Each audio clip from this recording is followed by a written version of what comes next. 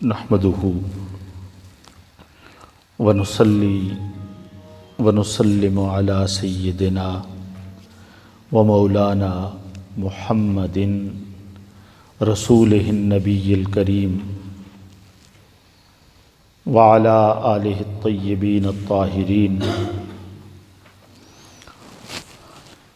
وصحبه المتقين المخلصين. اما بعد، اعوذ باللہ من الشیطان الرجیم. بسم اللہ الرحمن الرحیم. سبحان الذی اسری بعبدہ لیلا من المسجد الحرام الی المسجد الاقصی الذی بارکنا حولہ لنریہ من آیاتنا انہ هو السمیع البصیر. صدق اللہ مولانا العظیم. ان اللہ وملائکتہ یصلون علی النبی یا ایہا الذین آمنوا صلوا علیہ وسلموا تسلیما.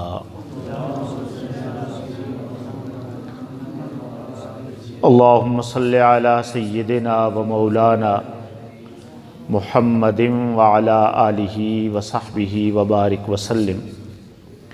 صلاۃ و سلاما علیک یا رسول اللہ وعلی آلک وصحبک یا حبیب اللہ. اللہ تعالیٰ کے فضل و احسان اور تاجدار کائنات صاحب لولاک سیدنا محمد مصطفیٰ احمد مجتبیٰ صلی اللہ علیہ وآلہ وسلم کی رحمت پاک کے تصدق اور فیضان سے آج ہم جمعۃ المبارک کی نماز کی ادائیگی کے لیے اللہ کے گھر میں موجود ہیں.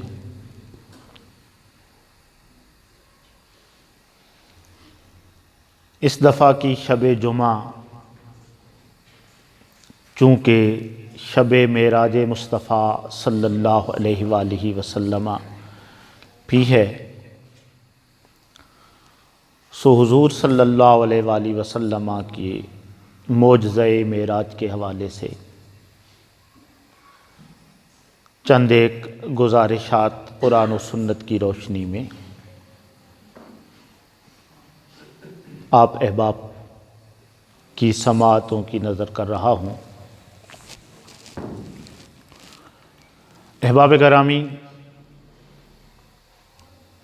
اللہ پاک نے اس دنیا کے اندر جتنے قبائل، جتنے طبقات انسانوں کے پیدا فرمائے، جتنی امتیں پیدا فرمائیں، کوئی ایک امت بھی ایسی نہیں ہے جس کی طرف اللہ پاک نے اپنا کوئی نبی یا رسول نہ بھیجا ہو.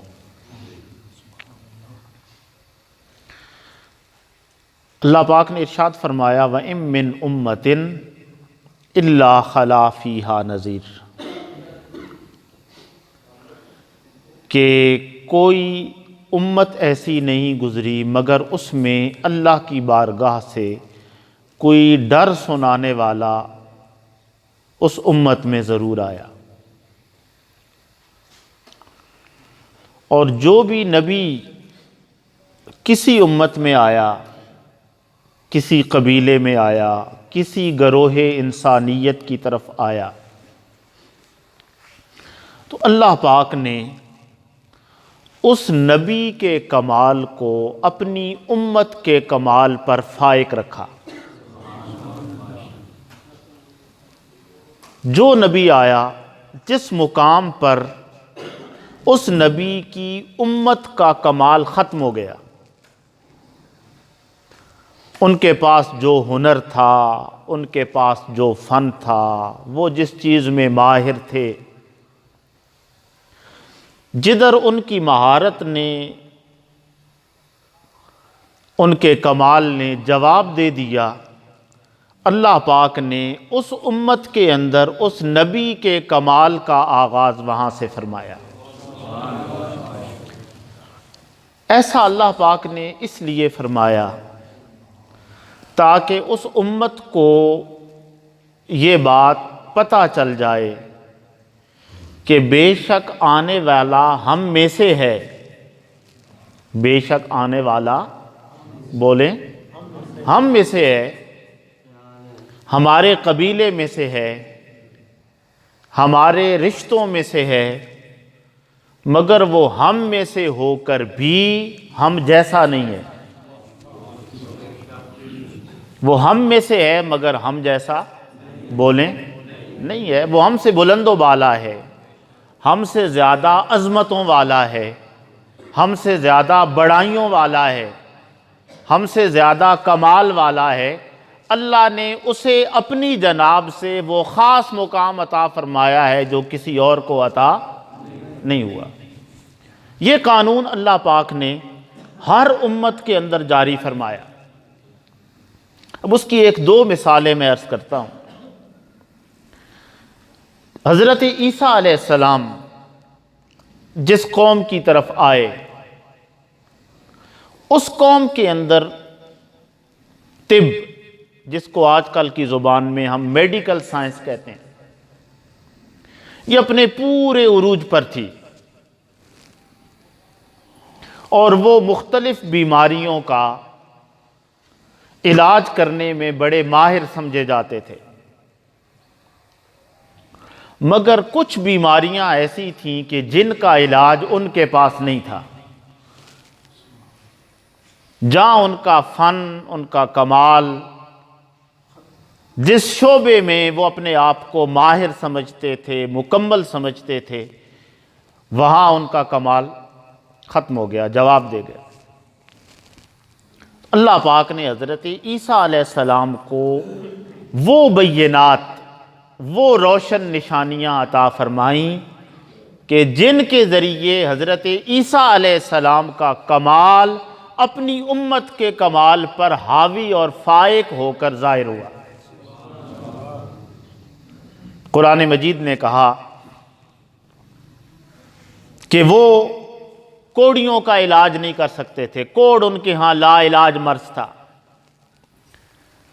ان کے ہاں جو مادر زاد نابینا ہوتے تھے، جو ماں کے پیٹ سے ہی نابینا پیدا ہوتے تھے، ان کا علاج ان کے ہاں نہیں ہو سکتا تھا۔ اور اس طرح کی کئی ایک چیزیں جو اپنے طور پر جن کو وہ ناممکن سمجھتے تھے، جن مسائل کو وہ لا ینحل سمجھتے تھے، تو اللہ پاک نے فرمایا کہ اب میں اپنے عیسیٰ علیہ السلام کے دست شفا میں ایسا اثر رکھوں گا کہ میرے عیسیٰ علیہ السلام ہاتھ پھیریں گے اور وہ لا علاج بیماریاں اور لا ینحل مسائل اس نبی کے ہاتھوں سے بطور معجزہ حل ہوتے چلے جائیں گے۔ اللہ پاک نے فرمایا کہ دیکھو، حضرت عیسیٰ علیہ السلام سے خطاب کیا کہ میں نے اے عیسیٰ علیہ السلام تمہیں کتاب کا علم بھی دیا، حکمت کا علم بھی دیا، اور تورات و انجیل کا علم بھی دیا۔ علمتک الکتاب والحکمت والتورات والانجیل۔ اور یہ علم کس نے دیے؟ اللہ نے۔ اللہ پاک فرما رہا ہے کہ اے عیسیٰ علیہ السلام یہ علم میں نے آپ کو عطا فرمائے۔ مراد یہ ہے کہ کوئی یہ نہ کہے کہ عیسیٰ علیہ السلام فلاں کے پاس بیٹھے تھے، وہاں سے یہ فن لے کر آ گئے، فلاں کی مجلس سے ان کو یہ چیز میسر آ گئی۔ فرمایا نہیں، جو نبی ہوتا ہے وہ کسی کا تلمیذ اور شاگرد نہیں ہوتا، نبی معلم بن کر آتا ہے اپنی امت کے لیے، وہ متعلم نہیں ہوتا، وہ کسی کے ہاں زانوِ تلمذ طے نہیں کرتا، وہ آتا ہے اپنی قوم کو تعلیم دینے کے لیے۔ اس کی حیثیت معلم کی ہوتی ہے۔ مولا وہ کسی کا متعلم بھی ہوتا ہے؟ فرمایا ہاں، وہ اسی کا متعلم ہو سکتا ہے جس نے اس کو مبعوث کیا ہے۔ تو حضور صلی اللہ علیہ وآلہ وسلم کے حوالے سے بھی اللہ پاک نے یہی بات بیان کی، فرمایا وَعَلَّمَكَ مَا لَمْ تَكُنْ تَعْلَمْ۔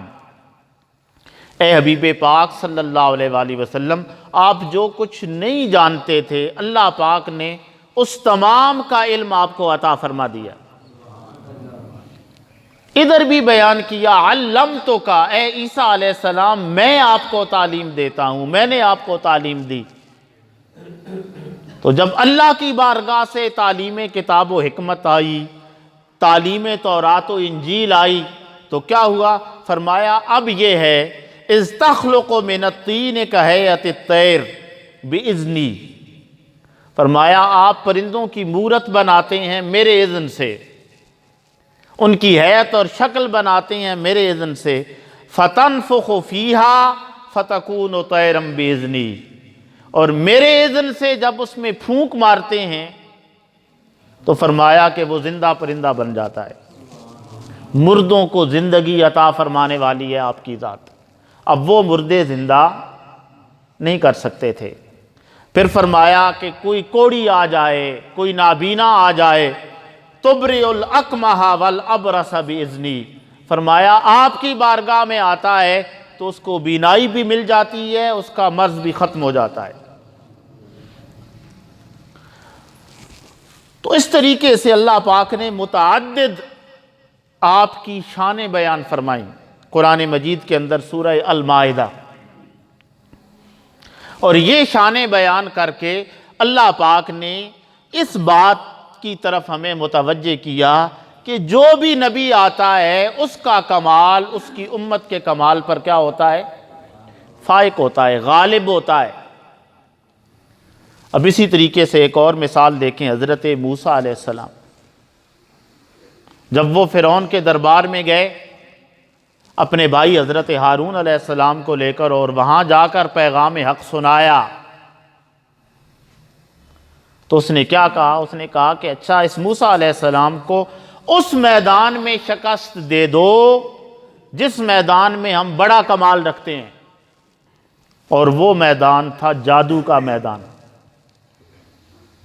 اور اس نے اپنے درباریوں سے مشورہ کیا، انہوں نے کہا جی کہ تمام شہروں میں جدھر جدھر ماہر جادوگر ہیں ان کو بلا لیں۔ وہ جادوگر بلا لیے گئے سارے، فرمایا یأتوک بکل ساحر علیم، جتنے زیادہ علم رکھنے والے یعنی جادو کا علم رکھنے والے جادوگر ہیں وہ سارے کے سارے تیرے دربار میں آ جائیں۔ فرعون کے دربار میں آ گئے، اور انہوں نے آ کر حضرت موسیٰ علیہ السلام سے کہا یا موسیٰ اما ان تلقی و اما ان نکون نحن الملقین، اے موسیٰ علیہ السلام بتائیں نا کہ کیا پہلے آپ اپنے کمال کا مظاہرہ کریں گے یا ہم کریں؟ قال القوا، حضرت موسیٰ علیہ السلام نے کہا کہ چلو جو کمال تمہارے پاس ہے وہ دکھاؤ، تم ڈالو۔ ان کے پاس رسیاں تھیں، ان کے پاس لاٹھیاں تھیں، جو جادو کا سامان وہ لے کر آئے تھے انہوں نے ڈالا۔ آپ نے سنا ہوا ہے وہ سارے کے سارے بڑے بڑے سانپوں میں تبدیل ہو گئے، بڑے بڑے اژدہا بن گئے۔ اللہ پاک نے فرمایا اچھا اب موسیٰ علیہ السلام وَأَوْحَيْنَا إِلَىٰ مُوسَىٰ أَنْ أَلْقِ عَصَاكَ، اے موسیٰ اب آپ اپنی ذات کو چھوڑیں نا، آپ کے ہاتھ میں جو ڈنڈا ہے آپ وہ ڈالیں، آپ کے ہاتھ میں جو عصا ہے جو ڈنڈا ہے وہ ڈالیں۔ بس فَإِذَا هِيَ تَلْقَفُ مَا يَأْفِكُونَ، جو ہی حضرت موسیٰ علیہ السلام نے عصا ڈالا، جو جو کچھ انہوں نے پہلے بنایا ہوا تھا یہ عصا بڑے اژدہا میں بدل گیا، اور ان کے سارے جادوؤں کو اور جو کچھ ان کا اظہار تھا کمال کا اس کو کھانے لگا، ناکام ہو گئے۔ اللہ پاک نے کہا اللہ نے حق ثابت کر دیا، فوقع الحق، حق واقع ہو گیا۔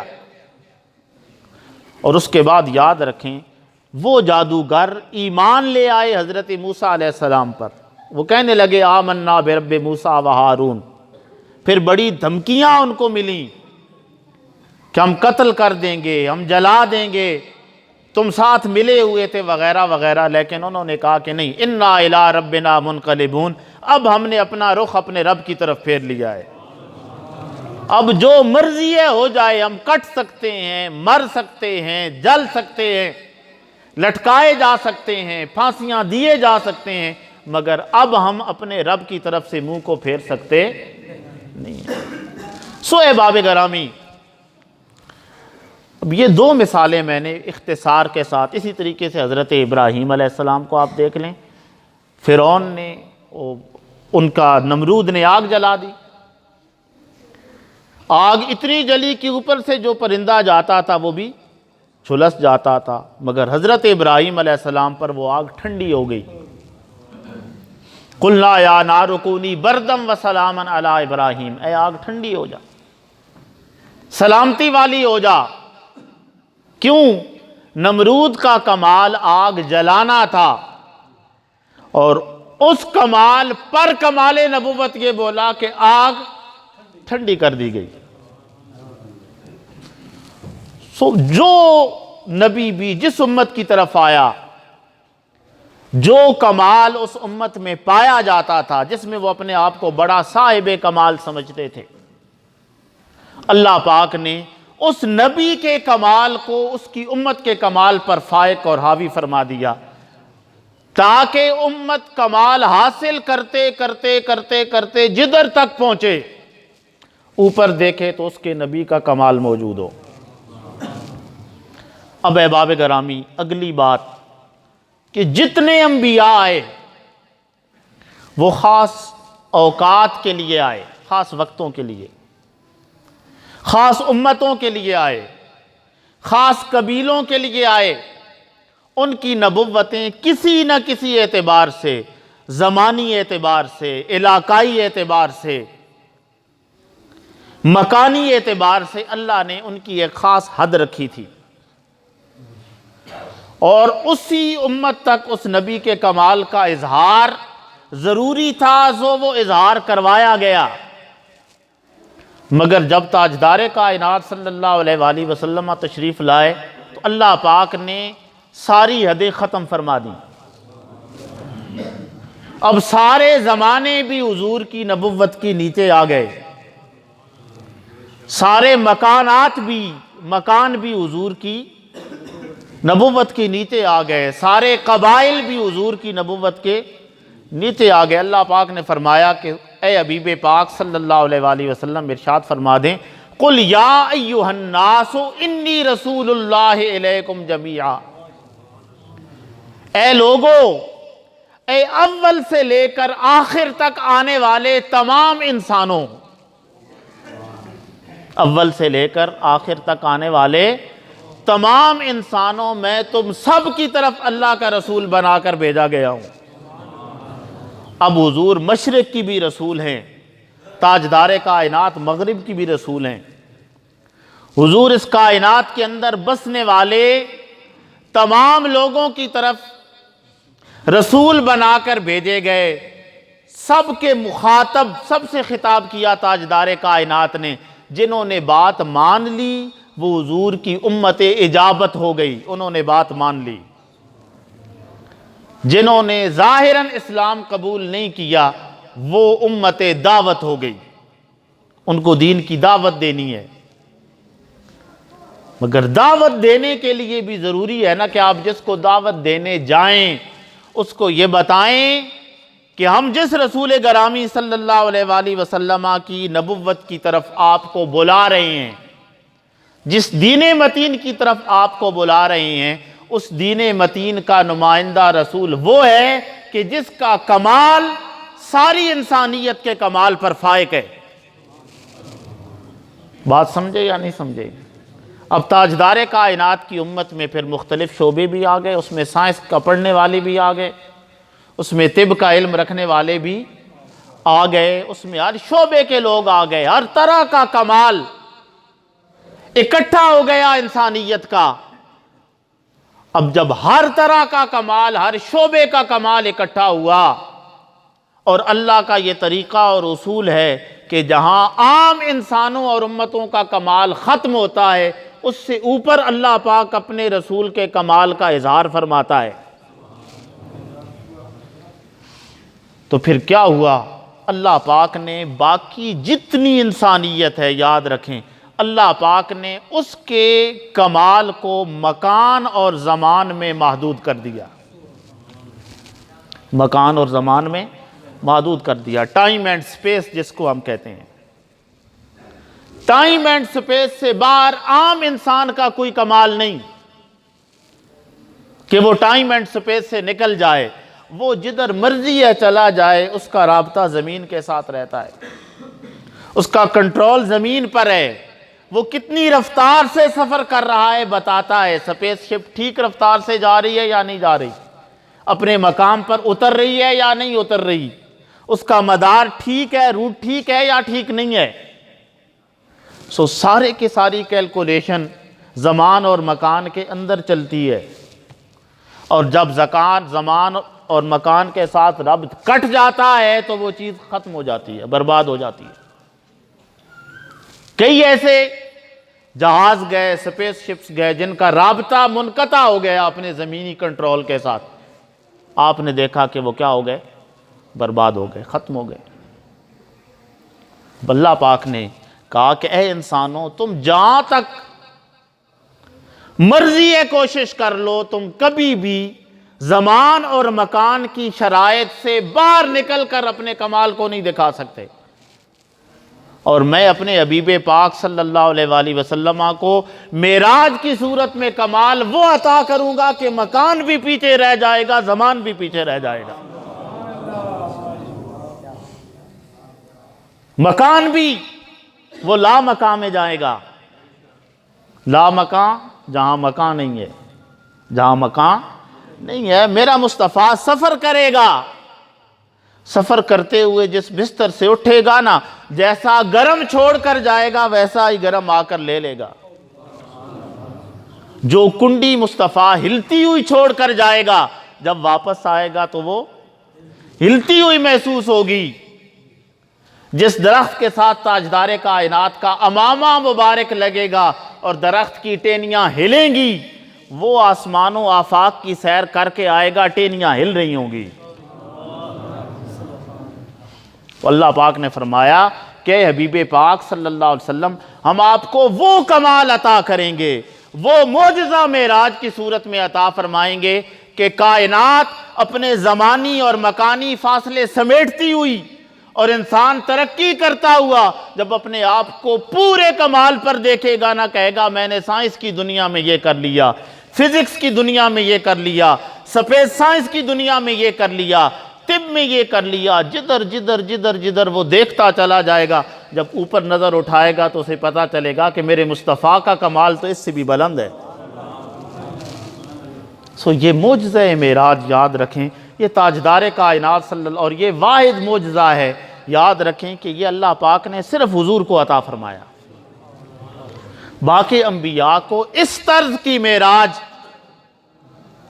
کہ آفاق و سماوات کی حدیں نیچے رہ جائیں اور صاحب نبوت اوپر چلا جائے، اس طرز کی معراج کائنات انبیاء میں سے بھی کسی کو نصیب نہیں ہوئی۔ یہ تاجدار کائنات کا واحد مقام ہے، اور یہ اس لیے ہے کہ حضور کی نبوت آفاقی ہے، لہذا تاجدار کائنات کا کمال بھی آفاقی ہونا چاہیے، اور تاکہ ساری کائنات حدود و قیود کے اندر اپنی عظمتیں اور کمال بیان کرے، اور میرے مصطفیٰ کا کمال حدود و قیود سے ماورا بولے۔